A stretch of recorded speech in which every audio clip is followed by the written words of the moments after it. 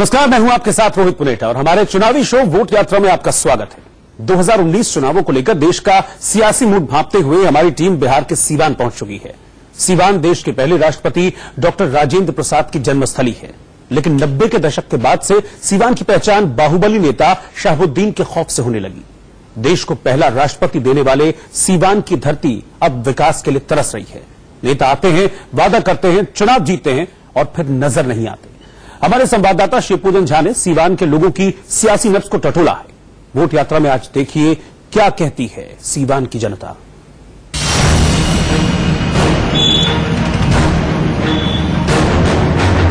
Vote यात्रा की team अब आ पहुंची है सीवान। विडंबना देखिए कि जो धरती डॉक्टर राजेंद्र प्रसाद की है, 90 के दशक आते आते ये शहाबुद्दीन के आतंक की धरती मानी जाने लगी। आज सीवान की पहचान शहाबुद्दीन से ज्यादा न कि डॉक्टर राजेंद्र प्रसाद से। पिछली बार यहां से भाजपा के सांसद चुने गए। क्या साल 2019 में भाजपा के लिए ये सीट केक वॉक होगी? क्या है जनता का मूड, हम जानने की कोशिश करेंगे सीवान की जनता से। राजेंद्र बाबू की यह धरती राजनीतिक पृष्ठभूमि के तहत हमेशा विकास से काफी दूर रहा है। ये आदमी को दर्द होता है, पीड़ा होता है तो आदमी कह रहा है, क्योंकि राजेंद्र बाबू के नाम पर कांग्रेस से लेके और सारे लोगों ने राजनीति किया है। माफ कीजिएगा, जो आपके सामने नजर के सामने आज जीरादेई का वास्तविक स्वरूप दिखाई दे रहा है। न यहाँ पर उच्चतर शिक्षा की व्यवस्था है हमारे घर की बेटियों के लिए, बच्चों के लिए उच्चतर शिक्षा की नाम की जीरादेई में कुछ नहीं है। जिस मार्गों से आप आए, 10 फीट की ये सड़क जब राष्ट्रपति राजेंद्र बाबू बने थे उस जमाने की ये सड़क है। ये बिजली के खंभे जो आपको दिखाई दे रहे हैं 1956 की है। सांसद ने राजनीतिक पृष्ठभूमि में भूल किया कि जीरादेई को उन्होंने गोद ले लिया, क्योंकि आज तक जीरादेई के नाम पर उन्होंने क्या किया है स्वयं उनकी इच्छा शक्ति जानती होगी और आत्मा जानती होगी। जीरादेई से निकलने के बाद वोट यात्रा की टीम सीवान के एकमात्र botanical garden doctor Rajendra Prasad park पहुंची। 2016 में जब नीतीश आरजेडी का दामन छोड़ दोबारा बीजेपी के पास आ गए तो ये कहा गया कि दिल्ली और पटना दोनों जगह अब डबल इंजन की सरकार है, लिहाजा विकास छमाछम होगा। लेकिन ऐसा हुआ क्या? डबल इंजन की सरकार में कितना विकास हुआ ये आप अनुमान खुद लगा सकते हैं इस पार्क को देख करके। राजेंद्र प्रसाद पार्क, डॉक्टर राजेंद्र प्रसाद की धरती है सीवान, जहां इस वक्त हम लोग मौजूद हैं। विडंबना देखिए, 1990 के बाद के दशक में ये पूरा का पूरा क्षेत्र शहाबुद्दीन की धरती कहा जाने लगा। राजेंद्र प्रसाद से ज्यादा एक तरीके से हम कह सकते हैं कि नाम लिया जाने लगा शहाबुद्दीन का। बहुत सारे लोग हैं सीवान के जो यहाँ के स्थानीय मुद्दों पर बात करेंगे, कई दूसरे मुद्दों पर बात करेंगे। डबल इंजन की सरकार हुई है, अब सीवान का विकास कैसा हुआ? हम लोगों को भी लगा था जब सरकार बनी थी बिहार में और केंद्र में जो बनी उसके बाद बिहार में सरकार बनी तो लगा कि एक डबल इंजन की सरकार बनेगी तो कुछ विकास होगा, कुछ दिखाई देगा, जो हमारे माननीय नेता भी लगातार बोलते चले आ रहे थे। लेकिन मुझे तो लगता है कि डबल इंजन की सरकार के बाद भी कुछ ज्यादा बदला नहीं, बल्कि लॉ एंड ऑर्डर विगत साल भर में अगर देखें हम तो काफी मतलब नीचे गया हुआ है। लगातार हत्याएं और अपराध हो रही है। बिहार बहुत दिनों बाद बिहार में और केंद्र में एक ही पार्टी की सरकार या एक ही दल की सरकार बनी तो लगा सूता फैक्ट्री, चीनी मिल वगैरह सारी चीजें हैं वो चलना शुरू हो जाएगी। तो जो लोग यहाँ से पलायन कर रहे हैं, जो लोग यहाँ से लगातार, अब देखिएगा दिल्ली जाने के समय वैशाली हो, बिहार संपर्क क्रांति हो, जो भी दिल्ली की ट्रेनें हो, लोग लटक के गिरते पड़ते यहाँ से दिल्ली के लिए भाग रहे हैं और जा रहे हैं। पलायन नारे लगाए जाते हैं बिहार में बहार बा, नीतीश कुमार बा, सही बात है ना? ये गलत बात है। पहले था, आज से पहले जो इनकी सरकार थी नीतीश कुमार की, तो ये कहना सच था कि बिहार में बाहर है, नीतीश कुमार की सरकार है। लेकिन अभी पूर्णतः चौपट हो चुकी है उनकी व्यवस्था, सिस्टम का। मिल फैक्ट्री जो था वो लोगों के रोजगार का एक बड़ा साधन हो सकता था, वो भी बंद पड़ा है तो पलायन की स्थिति होगी। हाँ, वो बंद पड़ा है। आपको करीब करीब 20 साल से वो मिल बंद पड़ा है और सरकार उसको चालू कर दे तो यहाँ पे करीब करीब 500 से 1000 वहाँ वर्कर होंगे, उसका से 1-2 वहाँ दुकानें लगेगी। हमारे जिला में 5000 अकेले सूता मिल यहाँ पे रोजगार दे सकता है और सिवान में 3 चीनी मिल, एक जो चीनी मिल था उसमें एशिया का सबसे बड़ा उसका गोडाउन था, जो वहाँ पे आप जाइएगा तो वहाँ ईंटा भी नहीं है, केवल चीनी मिल का तौर पर पलायन सबसे बड़ी समस्या है। लेकिन उससे बड़ी विडंबना यह है कि ये धरती डॉक्टर राजेंद्र प्रसाद की धरती कही जा सकती थी, लेकिन इसकी पहचान कहीं न कहीं गुम हो गई और अब शहाबुद्दीन की धरती कही जाने लगी। शहाबुद्दीन की धरती इसलिए कहने जाने लगी, शहाबुद्दीन ने जो सिवान के लिए विकास किया है, शहाबुद्दीन ने किसी क्षेत्र वैसा क्षेत्र नहीं है जहां उन्होंने विकास नहीं किया हो। स्वास्थ्य के क्षेत्र में लीजिए, शिक्षा के क्षेत्र में लीजिए या सड़कों के क्षेत्र में, पूरे बिहार में पीसीसी रोड का काम नहीं होता था। शहाबुद्दीन ने हर एक रोड, हर एक गली, हर एक गांव को रोडों से जोड़ने का काम किया शहाबुद्दीन ने। तो क्या लगता है शहाबुद्दीन कुछ पॉलिटिकल पार्टी के लिए मजबूरी इसलिए है कि शहाबुद्दीन का कद बहुत बड़ा है, बहुत बड़े बाहुबली कहलाते हैं, या फिर काम की वजह से वो पार्टी की मजबूरी है राजद की? शहाबुद्दीन एक वैसे नेता हैं जो लोगों से जुड़े रहते हैं। शहाबुद्दीन जरूरत है, विडंबना ही हम इसको कह सकते हैं। चलिए, बहुत उम्मीद थी लोगों को कि इस बार शायद विकास होगा, विकास दिख नहीं रहा। सड़कें टूटी फूटी हैं, पलायन की स्थिति जो है वो बदस्तूर जारी है। देखिए, विकास तो अपने कायदे से हो रहा है। जितनी बदतर हालत हो गई थी उसको विकास करने में समय लग रहा है। ये थोड़ा स्पष्ट करेंगे, बदतर हालत कब हो गई थी? 2005 के पहले का खड़े हैं ये राजेंद्र उद्यान में, यहाँ इतना कचरा था जी, आप गेट से इसमें इन नहीं कर सकते। यहाँ आने के लिए तो आपको हो सकता है जो गैस फर्म कर देता जो आप भाग जाते। यहाँ पर धीरे धीरे इसका विकास हो रहा है, राजेंद्र उद्यान का, सभी उद्यानों का, सभी जगहों पर विकास हो रहा है। सिवान में सड़कों की जो हालत, कितने साल और चाहिए नीतीश कुमार को आपको लगता है विकास करने के लिए? 2005 से लगातार सत्ता में है। देखिए, बिहार के विकास के लिए नीतीश कुमार को जरूरी है। अभी इसके पहले 2015 में जो मैंडेट दिया गया था वो दिया गया था नीतीश कुमार और लालू प्रसाद यादव को एक साथ। उन्होंने उस मैंडेट के साथ कहीं न कहीं खिलवाड़ किया, फिर से वापस भाजपा के साथ चले गए। यानी कि आपको नहीं लगता कि लोगों का जो मैंडेट है, लोगों ने जो सोच करके वोट किया था और मोदी लहर के बीच में भाजपा को हराया था यहाँ पे लोगों ने, उसी के साथ खिलवाड़ कर दिया नीतीश ने, तो फिर लोग भरोसा क्यों करें? देखिए, जो मैंडेट मिला था वह नीतीश कुमार को मिला था, इसीलिए कम सीटें आई नीतीश कुमार को राजद की तुलना में। जो सीट मिला था नीतीश कुमार के नाम पर मिला था।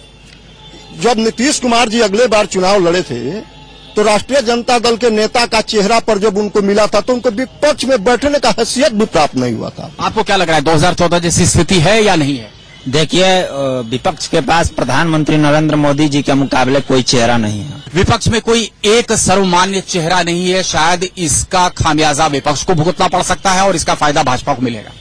नहीं, इसका ऐसा कुछ नहीं है। आपसे एक सवाल हम करना चाहते हैं कि महागठबंधन की सबसे बड़ी कमजोरी है कि इसमें एकता नहीं है, कोई एक सर्वमान्य नेता नहीं। और शायद जो हम राजद की ही बात करें, राजद एक बहुत कड़ी चुनौती दे सकता था बिहार में कम से कम एनडीए गठबंधन को, लेकिन छोटे भाई बड़े भाई में आपस में तालमेल नहीं है। छोटे भाई एक अलग राग अलापते हैं, बड़े भाई अलग राग अलापते हैं। ऐसी कोई बात नहीं है। छोटे भाई और बड़े भाई, तेज और तेजस्वी अलग हैं, वो सब एक हैं। पूरी पार्टी संगठित है और एक है। आपको लग रहा है सिर्फ ये दो शख्स होंगे चुनावी मैदान में आमने सामने, या फिर कोई तीसरा चेहरा भी उभर सकता है? तीसरा चेहरा जरूर उभरेगा सर, क्योंकि उभरेगा। लोगों की उम्मीदें उसी तीसरे चेहरे पर होंगी। आपको लगता है ये लड़ाई यहीं पर रह जाएगी? ना, अभी तो लड़ाई दोनों लोगों में ही चल रही, दो ही चेहरा रहेंगे। हाँ, राहुल गांधी और नरेंद्र मोदी। कोई अभी तीसरा चेहरा तो दिख नहीं रहा है कि जो पूरे भारत में संगठित कर सके। राहुल गांधी के जिस तरीके के बयान आए हैं, आपको लग रहा है कि इतनी परिपक्वता उनमें आ चुकी है, उनके कांधे इतने मजबूत हो चुके हैं कि इतनी बड़ी जिम्मेदारी वो निभा पाएंगे? कहीं ना कहीं राहुल जी में वो एक अनुभव की कमी है, या अनुभव नहीं कहेंगे, लगातार वो नेतृत्व कर रहे हैं कांग्रेस का। बड़ी बात कह रहे हैं। बात ये कि लहर मोदी की नहीं है, लेकिन राहुल गांधी उसको भुना पाने में शायद अक्षम हो रहा था। मैं विकल्पहीनता का अभाव, एक जो सक्षम एक विपक्ष होना चाहिए, वो दिखाई नहीं दे रहा है। उसका लाभ नरेंद्र मोदी को मिलेगा। सीवान बटा हुआ है। लोग मान रहे हैं कि सड़क, बिजली, पानी पर मोटे तौर पर काम हुआ है, लेकिन गिरती कानून व्यवस्था नीतीश के लिए बड़ी सिरदर्दी है। एक समय पूरे बिहार में यही कानून व्यवस्था सुशासन के नाम से नीतीश की यूएसपी हुआ करती थी। शिव पूजन आगे बढ़े, सिवान की सनातन पहचान बाणगंगा नदी के किनारे पहुंचे। सिवान में हम आपकी मुलाकात कराते हैं मिश्री लाल से। मछुआरे हैं, मछली मारने का काम करते हैं। और हम आपको बताना चाहते हैं कि मिश्री लाल ऐसे ही धूप में खड़े होकर कई घंटों की मेहनत करते हैं और उसके बाद थोड़ी सी मछलियां पकड़ने में इनको कामयाबी हासिल होती है। पानी काफी गंदा हो चुका है, बहुत सारी मछलियां इसमें मर चुकी हैं।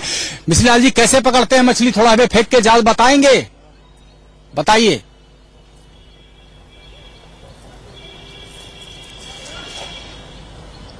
मेहनत का काम है। ये इन्होंने जाल फेंका, धीरे धीरे जब जाल तलठी में सट जाएगा तो उसमें चंद मछलियां छोटी छोटी पकड़ने में इनको कामयाबी मिलेगी। कितनी मछली पकड़ ली है मिश्री लाल जी? कहाँ पकड़े हैं? कितने पैसे आपको मिल जाएंगे? कब से मछली पकड़ रहे हैं अभी? अभी 1-2 घंटा हो गया। 2 घंटा में ये कितना, आधी किलो मछली होगी? हाँ जी। कितने की बेचेंगे आधा किलो मछली? 100 रुपये का। 100 रुपये का आधा किलो मछली बेचेंगे। ये नदी तो पहले बहुत साफ होती थी, तब उसमें बहुत मछलियां मिलती होंगी। हाँ हाँ। अब मछली कम गई है। हाँ, कम हो गई।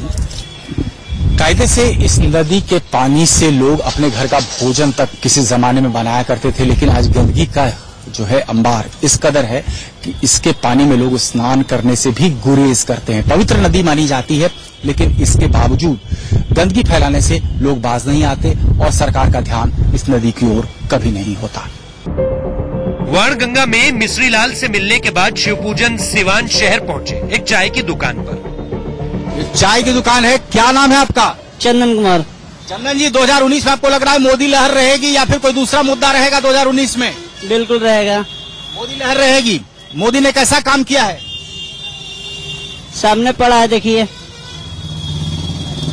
सामने ये जो पड़ा है ये बिल्कुल खाली है, नाला बना हुआ है, इधर नाला नहीं है। अच्छा, मतलब ये गड्ढा दिखा करके आप कह रहे हैं कि मोदी ने अच्छा काम किया है? हाँ, यहाँ पर भी नाला नहीं है और वहाँ तो नाला रोड के किनारे बना हुआ है। अच्छा, वो गड्ढा जो है उसमें तो गाड़ियाँ भी फंसती होंगी? बिल्कुल, शाम को 4 बजे आके देखिए पूरी गाड़ी इसमें पड़ी रहती है। अच्छा, तो मतलब काम नहीं हुआ आपके? काम नहीं हुआ है। 2019 में मोदी को दिक्कत होगी? लगभग। विकास का गड्ढा देखने के बाद शिवपूजन ने और भी कई लोगों की राय जानी। दिन भर में कितना कमा लेते हैं आप? इतना एक दिहाड़ी कमा लेते हैं। एक दिहाड़ी बोले तो कितना हुआ? 300 रुपया। 300 रुपया। और कितने बजे सुबह खोलते हैं दुकान? 10 बजे खोलते हैं। कितने बजे रात तक? 7 बजे तक। एक सवाल आपसे, सियासी सवाल हम करना चाहते हैं। 2014 में मोदी लहर थी, 2019 में भी आपको मोदी लहर लग रही है? आएगा? अब कुछ नहीं कहा जा सकता है। मैंने इस बार मुश्किल है, महंगाई इतना है कि हम लोग तंग है, बचत बहुत कम हो रहा है आजकल। कुछ और लोगों से बात करते हैं। रिक्शा वाला है, वो कितना कमाता है उससे जानने की कोशिश करते हैं। काफी बुजुर्ग लग रहे हैं। चाचा, क्या नाम हुआ आपका? निर्गुण सा। कितना कमा लेते हैं चाचा दिन भर में? 100, 150, 200। उससे घर का गुजारा हो जाता है? बहुत तकलीफ से। अच्छा, हाँ। 2014 में आप वोट दिए थे, उसमें मोदी जी की लहर थी। 2019 में उनकी लहर रहेगी? मुश्किल है। नींबू पानी बेच रहे हैं भैया, दिन भर में कितना बेच लेते हैं? कितनी कमाई होती है? 200-300 रुपया कमाई होती है। 300 रुपए में घर का गुजारा हो जाता है? क्या करेंगे अभी? 2014 में मोदी की लहर थी, आपको लग रहा है 2019 में भी लहर रहेगी मोदी की या मुश्किल होगा? हम बता नहीं सकते। कोई भी पार्टी या कोई नेता जीतता है तो ऐसे ही ढोल और नगाड़े बजाए जाते हैं। 2014 में जबरदस्त नगाड़ा बजा था भाजपा का। क्या 2019 में भी ऐसे ही नगाड़ा, ऐसे ही ढोल बजेगा भाजपा के पक्ष में?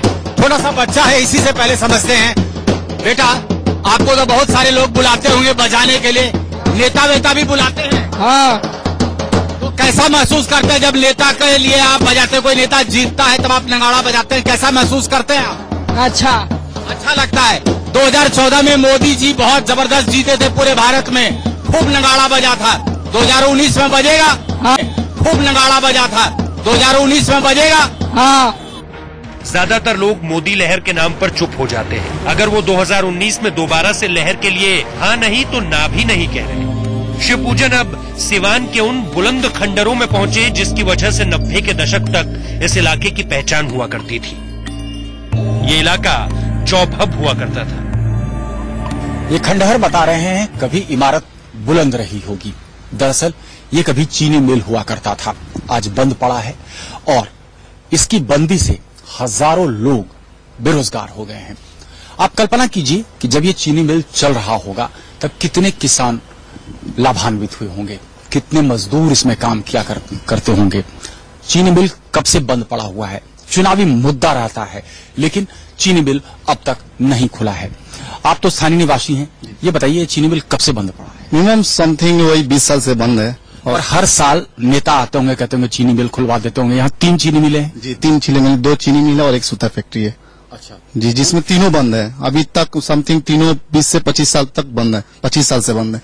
लेकिन किसी भी नेता को इस पर ध्यान नहीं आता है जरा सा भी कि इतने जो चीनी मिल है अगर तीनों को खोल दिया जाए तो यहाँ के जो लोग बाहर कमाने जाते हैं वो नहीं जाएंगे, यहीं शिफ्ट हो जाएंगे। पलायन रुक सकता है, लेकिन पलायन को आखिर रोके कौन? अगर मिलें ऐसी ही बंद होंगी तो लोगों को रोजगार के लिए जाहिर तौर पर बाहर ही जाना पड़ेगा।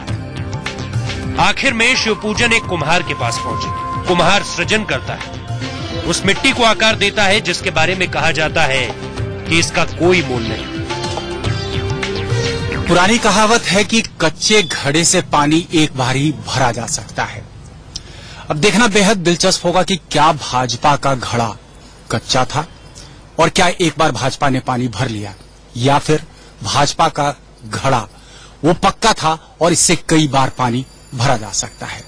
हमारे साथ एक कुम्हार हैं, रात दिन की कड़ी मेहनत, क्या कमाई होती है, थोड़ा सा इनसे जानने की कोशिश करते हैं। अरे कमाई ढेर ना हो खला, कमाई अरे खर्चा चल जाता तो ढेर बा।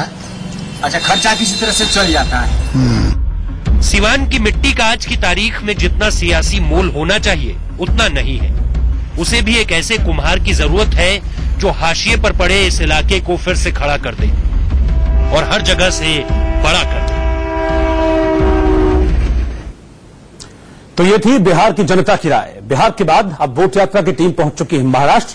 वोट यात्रा में कल हम आपको सूखे से परेशान मराठवाड़ा का सियासी मूड बताएंगे। इस खास पेशकश में इतना ही। नमस्कार।